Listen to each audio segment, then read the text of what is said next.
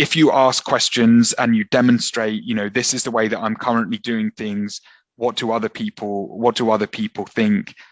When those views are put forwards, the purist tends to take aim at anything that they see as being imperfect, and that nobody wants to be embarrassed, especially publicly, about the way that they're doing things in their day job. And so that negativity means that you will be driving those questions underground. People will stop asking and stop challenging because they're just worried about sticking their head above the parapet.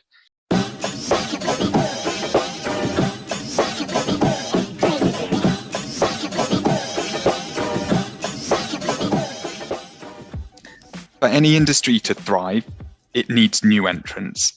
It needs new people in with new ideas, fresh perspectives, different ways of approaching, age-old problems, and it needs people who aren't constrained by the existing thinking within that industry, that aren't held back because they see areas where improvements can be made, and they don't just carry on doing things because that's the way they've always done it. A friend of mine in the experimentation industry once told me that the quality of ideas was equal to the quantity multiplied by the diversity of those ideas. So if you apply that to the industry as a whole, our industry will only grow in quality if our practitioner base grows in quantity and in diversity. And it's in that quantity and diversity area that I think we've got a bit of a problem that we need to address, and that is in the fact that our industry isn't always a welcoming place to be. I think too frequently I have seen the negativity that comes from people sharing the way that they're currently doing things, and that being perceived as substandard. And I think too many of us are ready to, or are more ready to, try and stamp on those sorts of things than they are to provide the support that would help to educate and lift that knowledge up. And that's what I'd like to talk about today. To do that, I'm going to use a couple of generalized practitioner types that represent extremes for the purpose of illustrating this point. Now, no one that I know fits perfectly into either of these types, and that's me included within that. But I do think they offer an insight into what our industry may look like from the outside, and also for those who are just coming into the inner circle. So I would like to introduce to you the purist and the pragmatist. So the purist has utter and total commitment to the experimentation cause. They wholeheartedly believe in the value that it brings to organizations, and how critical it is for both the growth and the innovation of those organizations. But the purist sees the world in black and white. There are a list of do's, there are a list of don'ts, and generally speaking, that list of don'ts is far larger than the list of do's. The purist is so convinced of their rectitude and that their way of doing things is the right way of doing things, that they struggle to consider other options, other routes that could be taken. And all of that sense of rectitude is backed by the fact that the purist does have extensive, almost encyclopedic knowledge of the experimentation industry. they've got all of the, they seem to have all of the bases covered, but that leads to an insular way of looking at things, less open to fresh perspectives. The purist also has a somewhat apocalyptic outlook on the industry, believing that if they don't stamp down on what they see as substandard practice, that the industry will career off a cliff, and all of the sort of trust and faith that's been built up over the years will die because of people doing things in an imperfect way. What the purist fails to see, though, is that their core belief in the importance of growing and developing the industry is in direct contradiction with the outcomes of the way that they talk. That negativity is at risk of breaking the quantity and diversity elements of that innovation equation that we looked at earlier. Their black and white views have a couple of really negative impacts. So, firstly, they discourage people from asking questions. If you ask questions and you demonstrate, this is the way that I'm currently doing things, what do other people think? When those views are put forwards, the purist tends to take aim at anything that they see as being imperfect, and that nobody wants to be embarrassed, especially publicly, about the way that they're doing things in their day job. And so that negativity means that you will be driving those questions underground. People will stop asking and stop challenging because they're just worried about sticking their head above the parapet. Also, that negative vibe that creates a sense that this is not an inclusive industry to be in, where perspectives from different angles are not valued, and that is a real problem if you're trying to grow the quantity and the diversity of where your ideas come from. The purists' industry knowledge and deep industry knowledge should be one of the greatest assets that we have, but too frequently it seems to be used as a weapon, more of a stick to beat people with, than it does to try to educate and bring people, bring new entrants up to the kind of level that the purist is at. That to me risks brain drain from the industry, and that is significantly more of a threat than isolated substandard practices that might go on. So the purist feels righteous, but they are compounding the problem they are trying to solve because of the approach that they're taking to try to solve it. Now, onto the pragmatist. For the pragmatist, experimentation is a job. It's not the be-all and end-all of their lives. It is a job. They still believe in the value that experimentation can bring to organizations, but they are more focused on the individuals that operate within the industry, and with the view of the improvement of individuals is what will raise the industry as a whole. So unlike the purist, the pragmatist sees the world as grey. It depends is a much more common answer for them than yes or no would be.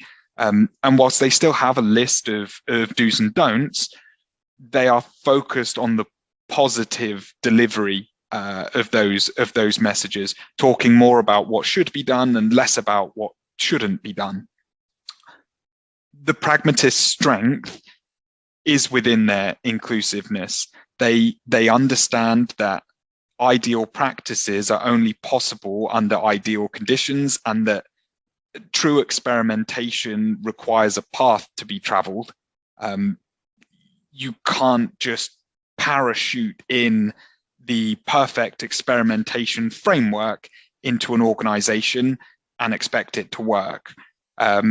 So they look at practitioners of all levels and attempt to be accepting of what's being done, knowing that it can be developed over time, with that positive attitude, and the belief that by doing that at an individual level, the industry as a whole moves forward. The pragmatist's big fear is that the absolutist nature of the purist is going to stifle that participation and therefore throttle the innovation.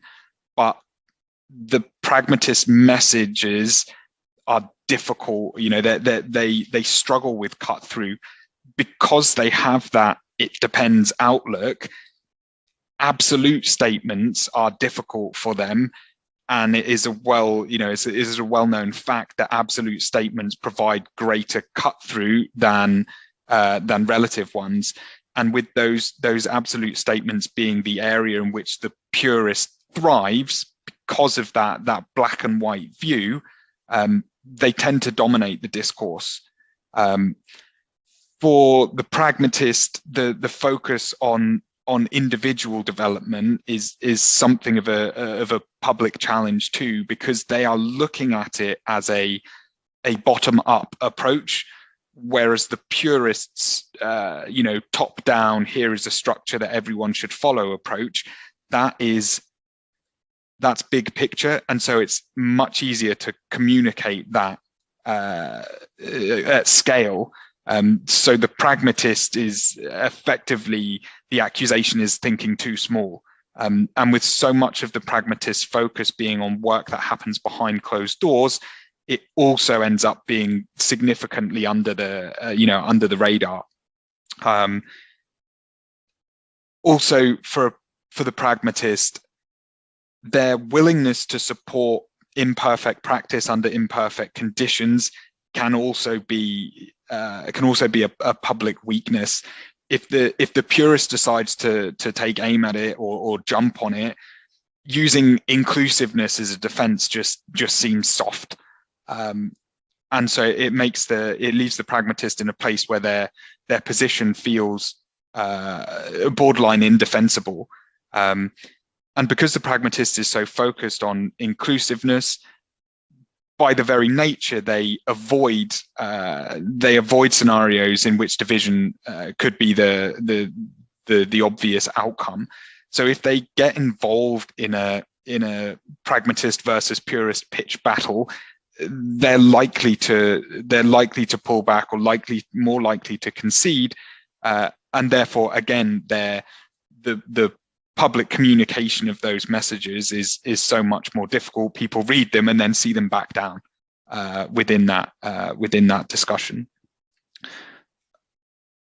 With those examples, the obvious question, as it always is in our industry, is so what? What do we do with that? What do we do with those examples? So, for me, we need the purist and we need the pragmatist. We need them both. But we also need both of them to be willing to change, or to embrace the best and the worst within each other.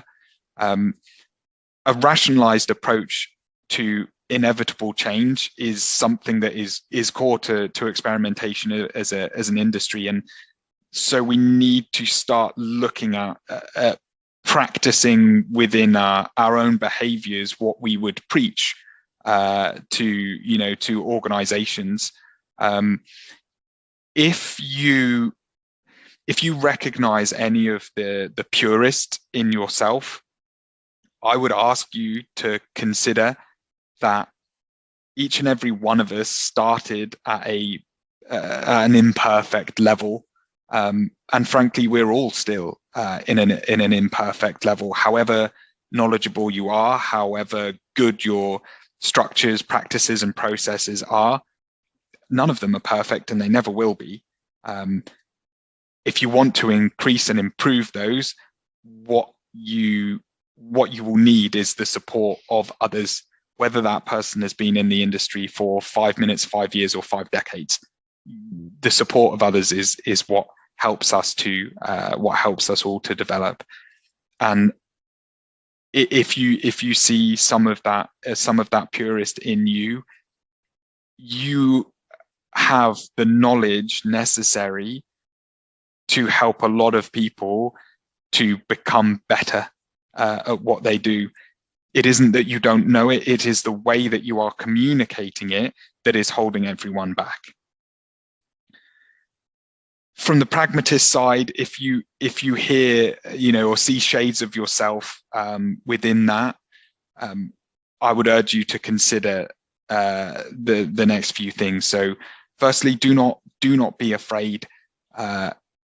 You may not be somebody who seeks confrontation, but there is a lot of value in the beliefs that you have, and I think some of those are core to improving the overall quality of our industry. So I would ask you to be ready to stand up for those. The pragmatist needs to consider how the purist knowledge can best be harnessed, and how that purist can be educated in their own way about the effectiveness of how they message things.